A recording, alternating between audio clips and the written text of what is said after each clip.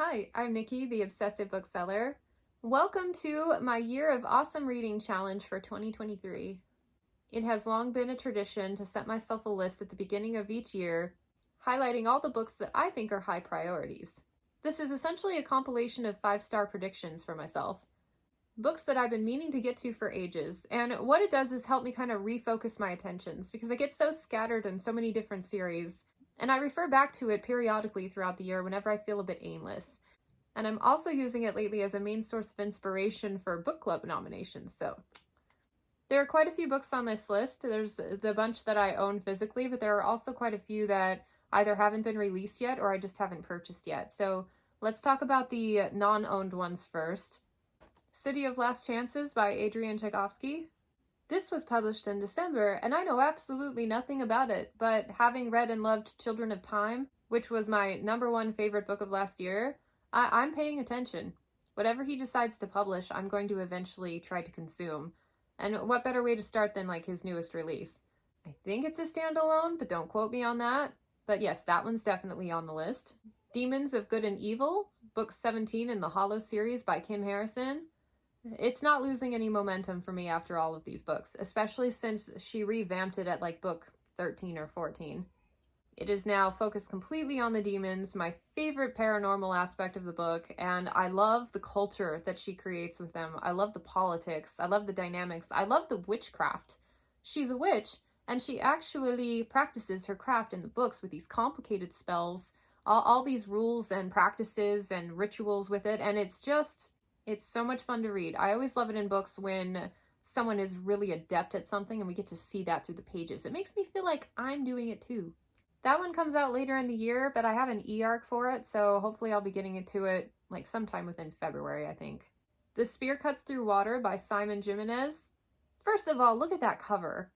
One of my patrons loved this book, and she immediately put it on my radar as something I would like to get to sooner than later. I don't know anything about it. It's one of those things where I want to go in blind, but I know I'm in for a good treat. So I'm really excited to read this one. It's a new release from 2022 that I'm carrying over to this year. I hope I like it. Blade of Dreams, book 2 in the Kithmar series by Daniel Abraham. I am already making progress on this list because I am halfway through this book right now. It comes out in July. It's my most anticipated read of the year, so it speaks to how far I've come in my reading habits that I'm actually reading it first. I used to save books like that for a rainy day and then never got around to them. No, we're reading the rainy day books now. 16 Ways to Defend a Walled City by K.J. Parker. It's a really long title. The series is called The Siege, and I love the idea of that. I'm hoping that there's a lot of like battle scene dynamics and stuff and clever tactics and shrewd characters. It's a random pick, but it seems like one that I would really enjoy, like right up my alley and types of stories that I like to read. I don't know why, but I'm also expecting it to be kind of funny, kind of like a Greatcoats vibe. That is based on absolutely nothing, so we will see if that's the case when I finally do pick it up. But yeah, that one's on my radar.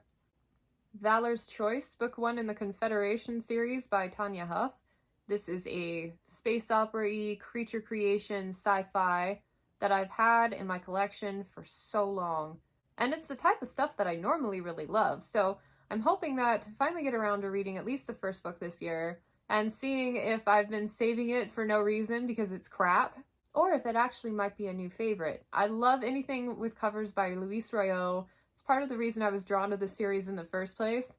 And that is not indicative of quality necessarily, although I'm sure he's quite expensive to hire as an artist, so you pick him usually for the best titles.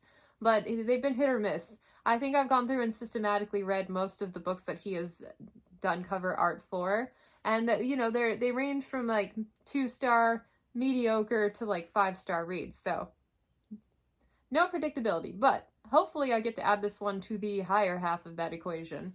I should do an entire video on Luis Royo cover reads. And with the physical collection, I would like to read this massive Empire of the Vampire by Jay Kristoff. I think I can bring a unique perspective to the debate on whether or not this is a good book, specifically because I read so many urban fantasy and fantasy titles. And so this is like primed to have everything that I want out of a book, and I'm curious to see if it'll read more like a fantasy or urban fantasy. It might be one of those cases where it tries to do too much and it does none of them well. It seems like people fall on the scale of like hit or miss with this one. I'm hoping it'll be a hit. I bought it simply because this massive hardcover is absolutely gorgeous. And then I got it in and realized that the illustrations in here are pretty prevalent, so I probably will do this one in like tandem.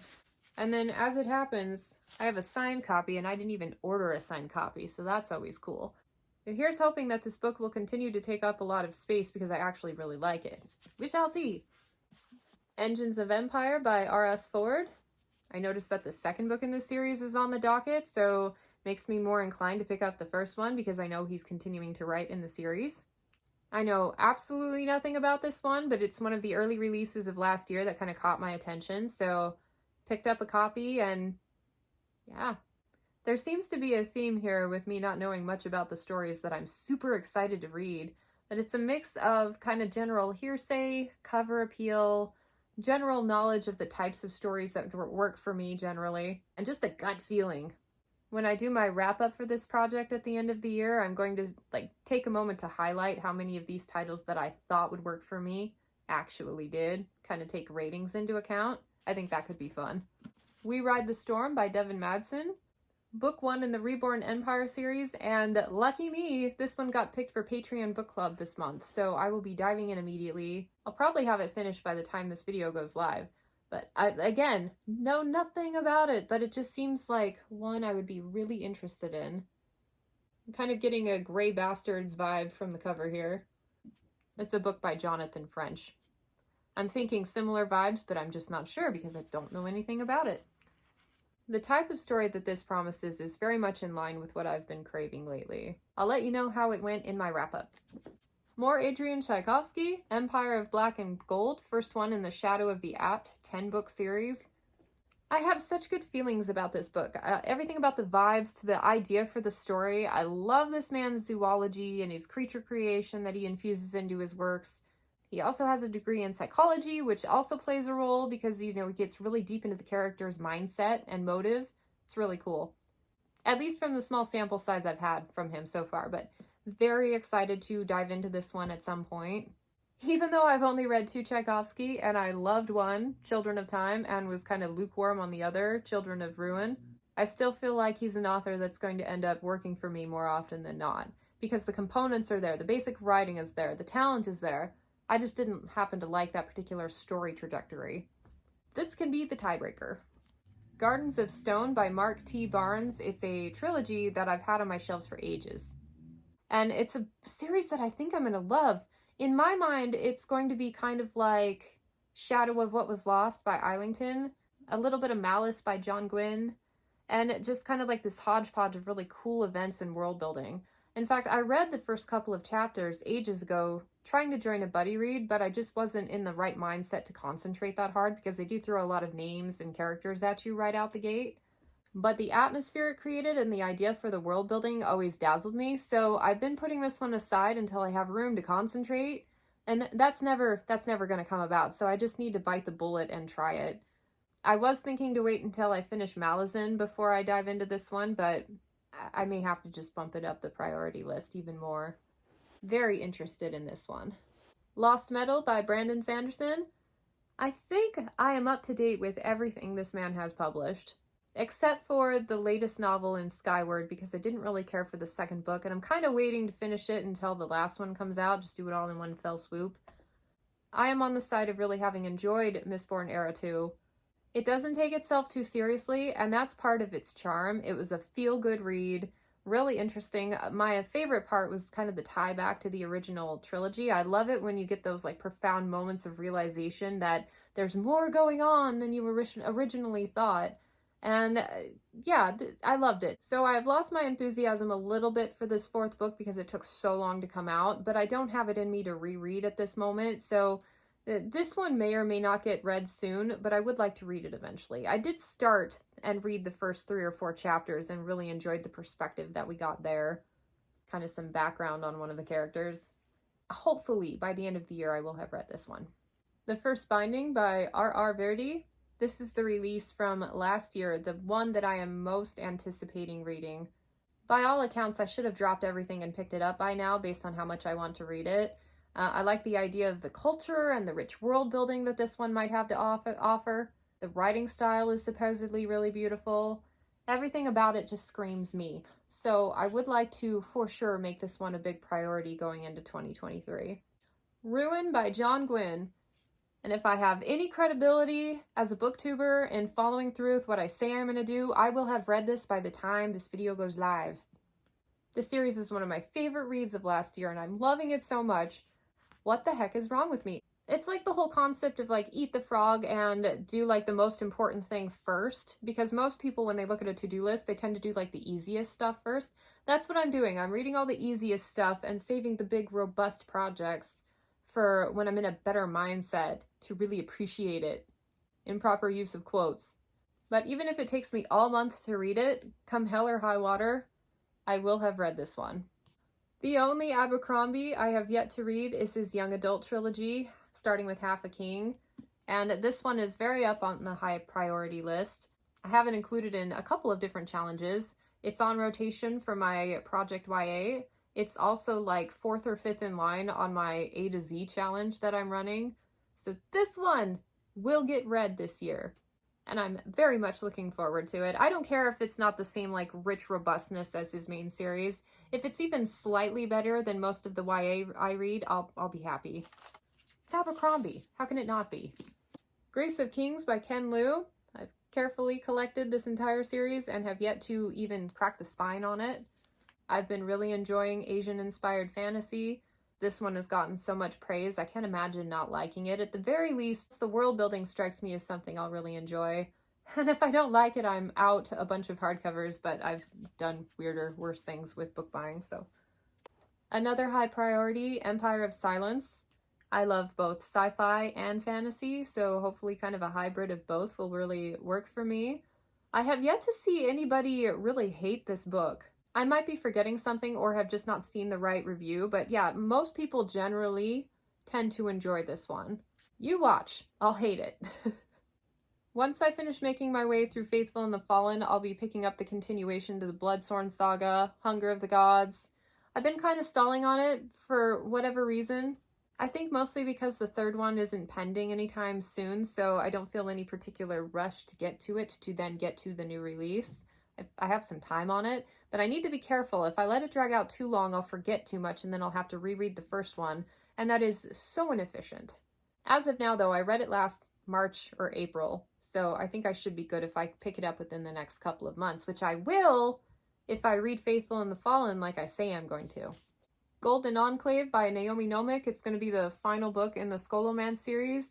When I read the first book and heard that a duology was being turned into a trilogy, I was dreading it. I thought they were just stretching it out just to make more money. The third book was going to be pointless, or the second book was going to be pointless. But that is not the case.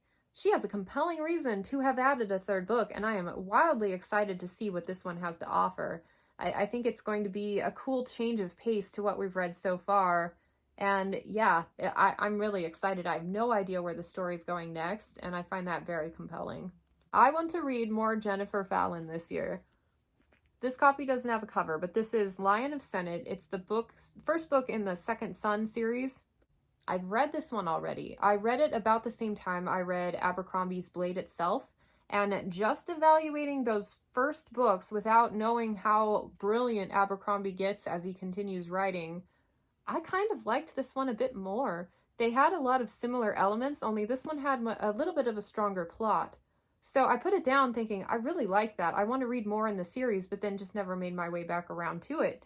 Now I'm at the point where I need to reread. But of all of the authors that I have sitting in my unread collection, Jennifer Fallon is the one that I am feeling the most anxious that I haven't read more from yet. So I would like to consume this first book again and then the entire trilogy by the end of the year. And if I love it as much as I think I'm going to, I've got so many other books by this author I can dive into. So that's high priority. Jade Legacy by Fonda Lee, the final book in the Greenbone saga. I am just now, as of today, finishing up the second book, and I'm pretty lukewarm on the whole series. I don't use that word often because I hear it so often it drives me crazy, but it's a perfect way to describe where I am with this. This is nowhere near as engaging or as exciting as I thought it was going to be.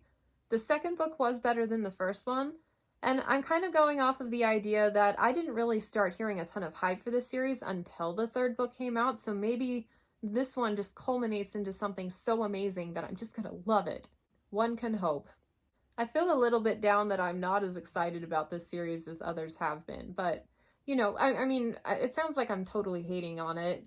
First one was a solid 3-star. I liked it. Second one, 3.5 stars. If this one's a 4-star, I think I will have finished the series feeling like I didn't waste my time, like it was a good read. But that hype, man, goes a long way towards inflating expectations. Legacy of the Ash by Matthew Ward. I have read parts of this book before. It's one where the timing of reading it just didn't line up with everything I had going on. I really needed to take more time with it, and I didn't have that to give. So what I read, I really enjoyed.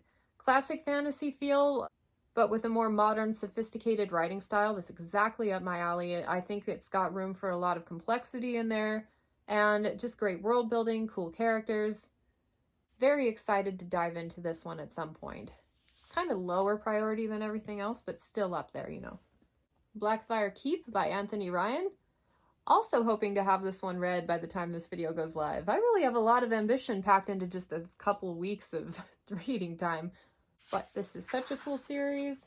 I've got a signed and numbered edition here. It will take me literally like an hour to read this. So, should happen this month. And last but not least, I want to continue my journey with Malazan. And I'm not even going to be like, I want to read X amount of books in the Malazan series this year. No. My goal is to make my way through just this one book.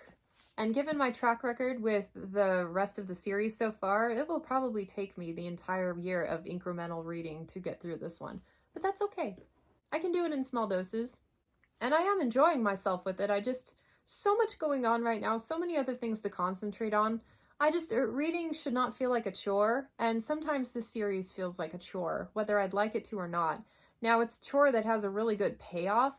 I always feel really satisfied after making it even just a couple pages further in the book because it's so rich. There's so many cool things going in here. It is a brilliant study of unconventionality in fantasy writing that so cool. Like 4 or 5 months of reading, and here we are. Intermittent reading, obviously.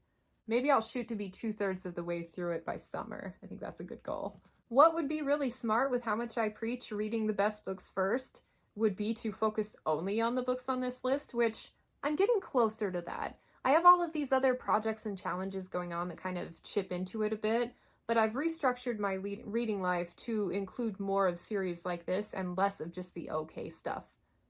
Because the okay stuff will always be there, but I want to have made a considerable dent in all of these brilliant titles by the end of the year, and I think I've got a lot of good ones on the list. A lot of newer releases as well. I want to know some of the titles that make up your year of awesome reading. Like, what are some of the things you've been dying to pick up but just haven't made time for yet? Thanks so much for watching, and I hope to catch you next time. Bye.